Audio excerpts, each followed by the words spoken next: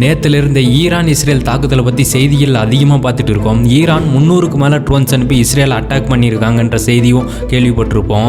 இஸ்ரேலும் 99% ட்ரோன்ஸை தடுத்துட்டோம்னு சொல்லிட்டாங்க. இது இன்னும் தீவிரமாக மாறக்கூடாதுன்னு ஒட்டுமொத்த உலகமும் எதிர்பார்த்துட்டு இருக்காங்க. இந்த வீடியோவில் இந்த தாக்குதல்னால இந்தியாவுக்கு என்னென்னலாம் ஆபத்து இருக்குது அண்டு நாளைக்கு என்னவெல்லாம் நடக்கிறதுக்கு வாய்ப்பு இருக்குது அப்படின்றதான் பார்க்க போகிறோம். இதில் இந்தியாவுக்கு தான் ஷார்ட் டேர்மில் பெரும் பாதிப்பு இருக்குது. பிகாஸ் இந்தியா குருடாயில் மற்ற நாடுகள்கிட்ட இருந்து தான் இறக்குமதி பண்ணுறாங்க. வெள்ளிக்கிழமை குருடாயில் பேரல் $90 க்ளோஸ் ஆகியிருக்கு. அதுக்கப்புறம் தான் ஈரான் இஸ்ரேல் பதட்டம் அதிகமானதுனால குருடாயில் நாளைக்கு கண்டிப்பாக ஹையராக தான் ஓப்பன் ஆகும். வார் டைமில் குருடாயில் சப்ளை குறைய ஆரம்பிக்கும். இதனால தான் பார்த்தீங்கன்னா எப்போ போர் வந்தாலும் ஆயிலோட ப்ரைஸ் இன்க்ரீஸ் ஆக ஆரம்பிக்கும். இது ஏன் இந்தியாவுக்கு ப்ராப்ளம்னா கவர்மெண்ட் அதிக விலை கொடுத்து ஆயில் வாங்குறதுனால பெட்ரோல் டீசல் விலை ஏற்றுறதுக்கு வாய்ப்பு இருக்குது. இப்போ எலெக்ஷன் இருக்கிறதுனால விலை ஏற்றதுக்கு வாய்ப்பு இல்லை.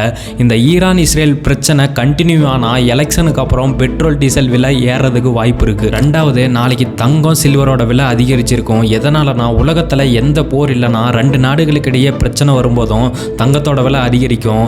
இதுக்கு காரணம் தங்கம் அந்த காலத்திலிருந்தே சேஃபஸ்ட் அசட்டாக இருக்குது. ஹிஸ்ட்ரி எடுத்து பார்த்தோம்னா 2ஆம் உலக போகிறப்போ தங்கத்தோட விலை டபுள் ஆகிடுச்சு. அண்டு வியட்நாம் வரப்போ தங்கத்தோட விலை கிட்டத்தட்ட 50% மேலே ஏறி இருக்கு. அண்டு கோல்ஃப் வாரப்போவும் 20% அதிகரிச்சிருக்கு தங்கத்தோட விலை. இதிலிருந்து என்ன தெரியுதுன்னா எல்லா வாரப்போவும் தங்கத்தோட விலை அதிகரிக்க ஆரம்பிக்கும். நாளைக்கு தங்கத்தோட விலை கண்டிப்பாக ஹையர் ப்ரைஸில் தான் ஓப்பன் ஆகும். நீங்கள் தங்கம் வாங்குறதா இருந்தால் அந்த ஈரான் இஸ்ரேல் பிரச்சனை முடிஞ்ச உடனே கோல்டு ப்ரைஸ் ஸ்டெபிளைஸ் ஆகிடும். அப்போது வாங்கிக்கலாம். அவசரப்பட்டு இப்போது வாங்காதீங்க. லாங் டேர்ம் இன்வெஸ்ட்மெண்ட்டுக்கு வாங்குறதா இருந்தால் கொஞ்சம் கொஞ்சமாக அக்யூமுலேட் பண்ணுங்கள். மற்றபடி அப்படியே விலை ஏறும்ன்ற நம்பிக்கையில் தங்கத்தை நாளைக்கு வாங்காதீங்க. மூணாவது, இந்த ஈரான் இஸ்ரேல் பிரச்சனையினால் நாளைக்கு ஸ்டாக் மார்க்கெட் கீழே விழுறதுக்கு வாய்ப்பு இருக்குது. கோல்டு சில்வர் ப்ரீசியஸ் மெட்டல்ஸ் தவிர மற்ற அசட் எல்லாமே ஸ்டாக் மார்க்கெட் பாண்ட் எல்லாமே கரெக்டாக ஆரம்பிக்கும்.